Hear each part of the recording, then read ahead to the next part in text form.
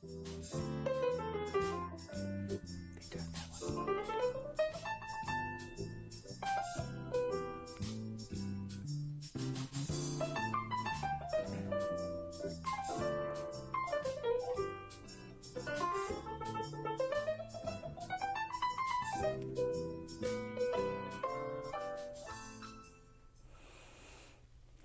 is Arts Alive. I'm Lynda Phillippi, and my guest today is Deb Broocks. Deb is the coordinator of the 30th annual Paper Gardens, brought to you by the Arts Alliance of Yamhill County. So welcome. Thank you. I'm really, I'm thrilled. That's 30 years. That's really amazing. I love it so much. Wow. Yeah, and you were around for some of those, right? Absolutely, yeah. Time flies. Okay, that's enough of that. So let's talk about this year. What's going on? So this is our 30th year, and this is our second year of online submissions. We had a little learning curve last year as far as starting something new. As we do. Yes. And last year was pretty exciting because, number one, it was our first year with the online submissions. We kind of changed to a lot more digital communication.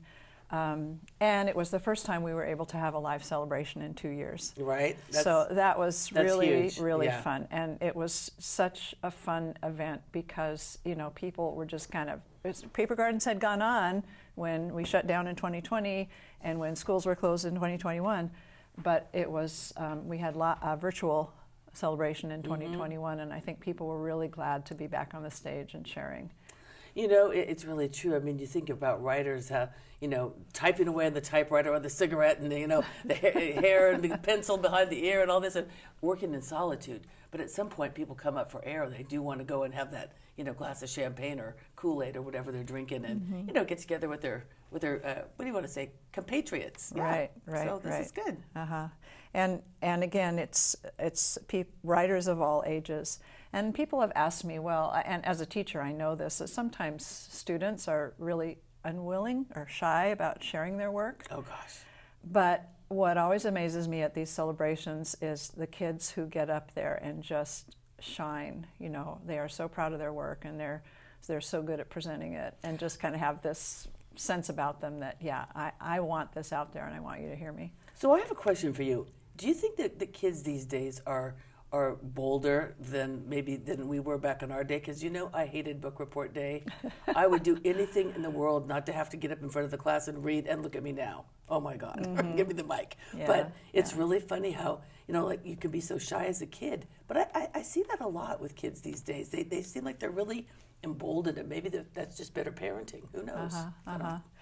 I don't know. Again, having been an elementary school teacher and kind of, you know, twisting kids' arms to just share something in everybody. class. But I think that kids who get to the Paper Garden celebration cared enough about their writing to submit it for the most part, and they know that they've been selected. And again, we had 65 entries out of 450. And I think just the process of saying, hey, somebody likes this enough to put it in a book kind of gives them the courage to share. I love it. Yeah. Over 450 entries. That's incredible. Yeah, it was good. And so that was a good thing about Submittable. We kind of didn't know what was going to happen because it was so different. It was coming off of some pretty rough years for the schools, and the teachers being back in class were feeling kind of overwhelmed. And this was a whole new system. But we got a lot of submissions kind of at the last minute from the students. We were down on our adult submissions, and that's something, we were kind of talking about that. But that's something that we kind of worked on this year. We wanted to get the word out to, like through newsletters with the library and Third Street Books and AAYC and the Community Cultural Center in Newburgh, just that has more of an adult audience. We really wanted to get the word out to adults, so maybe we'll get some more adult participation and also offer help to them. I was going to say maybe what you need to do is give them a schoolgirl mentor or something. You know, here somebody's going to come over and help you with this. Right. Yeah. And we've tried that. We got some feedback from some of our past submitters who said, you know, I had a hard time with this. Maybe you should offer help. And so our email communications say, if you need help, contact us. We have some resources at the AAYC website that are submission tips, how you can submit, some help there, written help. We offered a tutorial at the McMinnville Library. We said, we'll come with you. Come sit at their computers. We'll help you create a submittable account. We'll help you submit a piece. We'll help you create a Gmail account if you need one. And nobody showed up. Oh, wow. Okay. So, I don't know what it is. You can only do so much. I know. Right? And I'm really hoping, we already have a number of adult submissions. Good. And I'm hoping that people will figure it out. It's really not difficult. No. And it's all free, too. Well, and it's yeah, all of secure. course. It's all secure. So what's the date this year? We open January 1st. Our deadline is March 2nd. Okay.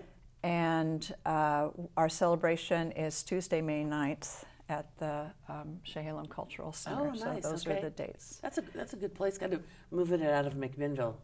Well, we've been there since 2017. Okay, yeah. And yeah, it really, I think, gives it some real cultural credibility. I know. I really like that. To be there. Sure.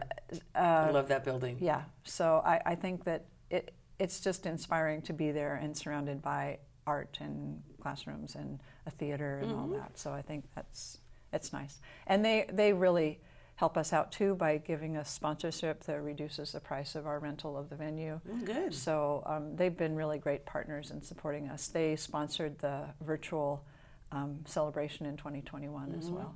Nice. So that was good. So I know you brought some work today. Do you want to read some? Well, one thing that we've been thinking about is we want people to feel comfortable submitting.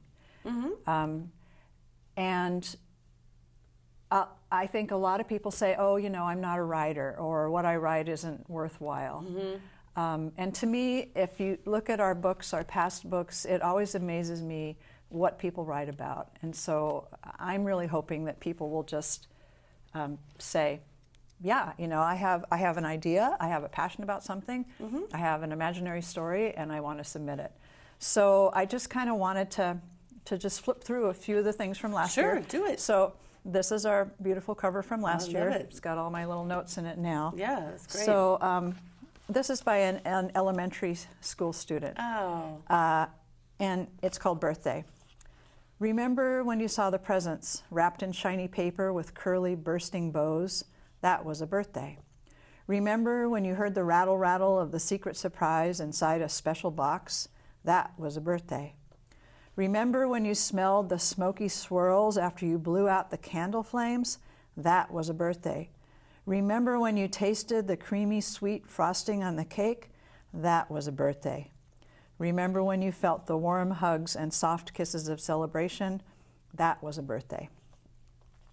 I love it. Isn't it great? It's perfect. And so, again, this is an elementary school student. It's perfect. It uses 5 senses, and I remember assigning that to my students. Sure. Write a 5 senses poem, but he really took it to another level by his descriptive language. Here's a little haiku, three line from another elementary school student. Ocean. Deep in the ocean, fish swim in frigid water, dancing gracefully.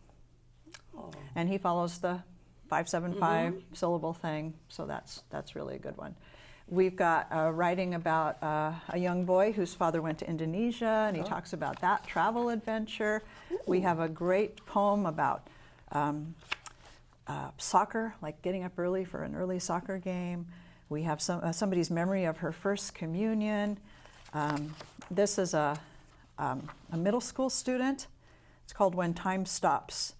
Those instants that come waver for a second in mind-bending glory, like reality is hanging off a cliff by the skin of its teeth, then cease to exist, like an infant's first beautiful cry into this world, or when you take a leap of faith and land softly. Those are the moments when time stops, just for an instant, so that we can appreciate them eternally in the blink of an eye. Wow. Middle school student with some interesting yeah, images. That's really incredible. Here's another high school student remembering of Neocani, a place where the air is sweet with salt, tinted with the zest of dark huckleberries under the sun. Lots of people write about favorite places. Here's some adult stuff. This one I thought was very poignant.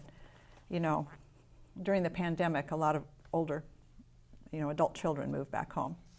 So this is mothering. I should probably give the authors for this, but I haven't gotten permission. So it's in the book. So I woke in the night sleeping house, listening for my grown daughter in the guest room down the hall, and heard instead the cries of cackling geese flying over the house, expertly finding their way in the dark. So again, to me, that really spoke to me of, a mother who's concerned about her grown daughter who kind of has to change her little life plan, Here's a poem about the heat dome. When the sun slapped its hot iron down on the land, pressing every inch of moisture from the soil, scorching grass and leaves, I saw knots of green stitched on the yard. So some people wrote about the wildfires, Oh, yeah. This one's called The Orchard by My House Is Gone, and it's about, living by a filbert orchard for many, many years, playing with her kids in there, running her dogs in there, and then one day she wakes up and they've just torn them all out. Oh, my gosh. Probably to plant a vineyard. Yeah. So it's always inspiring to hear the variety of ages and abilities, and, these people we're not professional writers. We are a community of Yamhill County writers, and it's really a good place to share your work. I saw your Facebook post the other day, and it was a group of people around the table. Did I see Steve in there? Steve Long. Oh, yeah, Steve Long. Okay. Yes, I saw him, and several people. I think Lisa was in there. Yeah, and so I'm glad. I'm glad to see that you've got a great team. You want to talk about your team a little? Oh, the Paper Gardens team. Sure. Steve Long. No, he was just. Okay. I just did a interview with him. Okay. No, my core team is Deb Weiner, who has been, 7 years at the helm, and Nancy Hart, and me. So we are the core coordinating team, and we kind of divvy up our responsibilities. Nancy takes care of the school outreach and kind of controls our reviewers. We have volunteer reviewers who look through the student pieces before we send them to the judges. And then Deb's just written us another grant to get support for publishing for next year. Great, good news. So she's really good about that, plus her experience is really valuable to me. And then I kind of take care of most of the communication stuff and lining up the judges. And you've got some judges. Who are your judges this year? So this year our judges are, for prose, Lisa Olin Harris. Okay. She has judged for us before. She's been an editing coach for us before. She's a local published author as well as an educator. And she actually filled in for us last year for Barbara Drake, because Barbara Drake was ill for the celebration, so Lisa stepped in for that, and she did a great job. And our poetry judge is a woman, Annie Lightheart. She's a Portland poet. Okay. And she has been, published and is known nationwide. She's new to Paper Gardens, but she's excited about joining us. And it's always interesting. For example, our last year's poetry coach was Henry Hughes from Western Oregon University.